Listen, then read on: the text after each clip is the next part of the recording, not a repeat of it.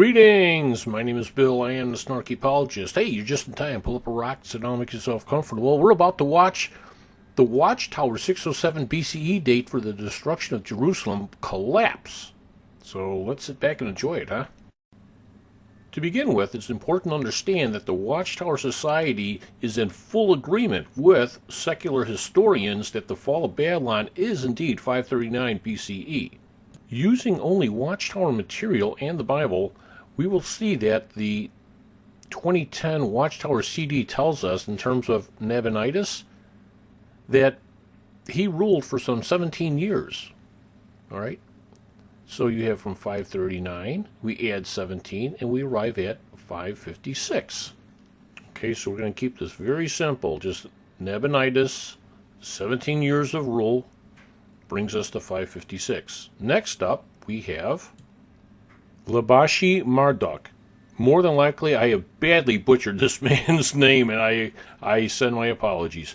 But Marduk was assassinated within the first 9 months of his reign. So 9 months. He's been in there, less than a year, right? And I figured that out all by myself. Unbelievable! Yeah, well, when you got it, sport. All right, let's move on. Okay, we can't forget to give Marduk less than 1 year. So we're on the telly. Okay, next up on our list of Neo-Babylonian kings, we have Neriglissar, who reigned for 4 years. So we take Neriglissar's 4-year reign, add it to our current date, and that brings us to what? What? No, I'm asking the questions. All right, it brings us up to 560 BCE.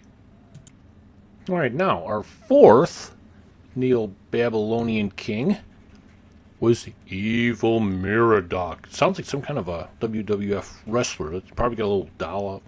Anyway, Evil Merodach reigned for 2 years. So let's add him to the list here. There we go. All right, now, as you can see, we've just added the 2 years to 560, which brings us to 562. I like that. Very straightforward. Very simple. I like it simple. I'm a simple guy. I need simple. All right, and bringing up the rear and closing out our list of Neo-Babylonian kings on our hit parade, we have none other than the Nebuchadnezzar himself.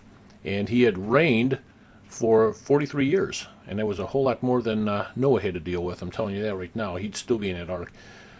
Okay, so now we're going to take that 43 years from Nebs and add it to the 562 BCE date that we had. We arrive at the year 605 BCE.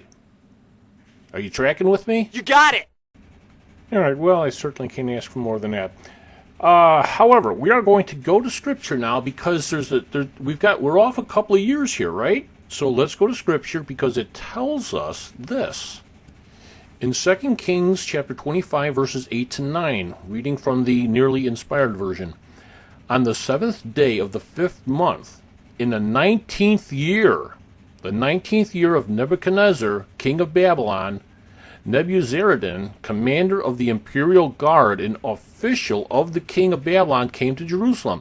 He set fire to the temple of the Lord, the royal palace, and all the houses of Jerusalem. Every important building he burned down. So, it was burned down in the 19th year of Nebuchadnezzar's reign.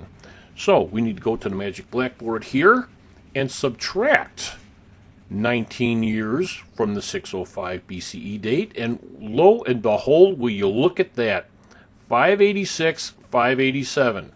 Okay? Very straightforward. God's Word and the Watchtower material itself. And I hate to use those two references in the same breath, but there you have it.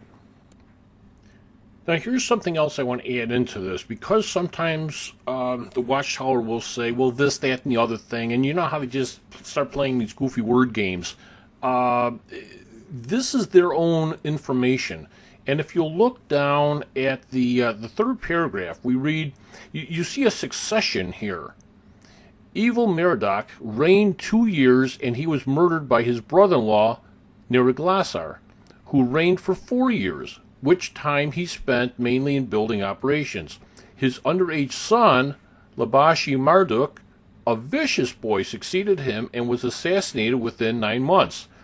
Nabonidus, who had served as governor of Babylon and who had been Nebuchadnezzar's favorite son-in-law, took the throne and had a fairly glorious reign until Babylon fell in 539 BCE. So here you have the succession of Neo-Babylonian kings with no time frame in between. There's not like, well, you missed the king here or there. You know, you don't have to go through, the desolation of the land and all this smoke screen mumbo jumbo. You just merely have to look at the agreement that the date of the destruction, the time frames of the kings, the order of the kings, it's all right there from Watchtower literature. So if they want to say it's wrong, well then it's their literature that's wrong. Now, I want to give a shout out to this lady, Ellie Mom. Ellie Mom is the same wonderful woman who had contacted Professor John Steele in the other video I had done on,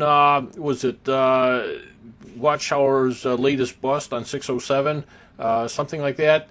Yeah, this woman is working overtime. I'm telling you, she's doing wonderful, wonderful things. So she has put together this presentation. She calls it KISS, which just stands for Keep It Simple, Sweetie.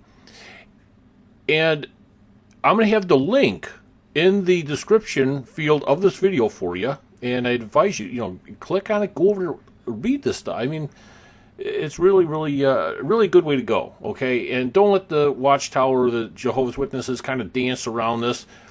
It's plain and simple. Here's your material. Either accept it or reject it.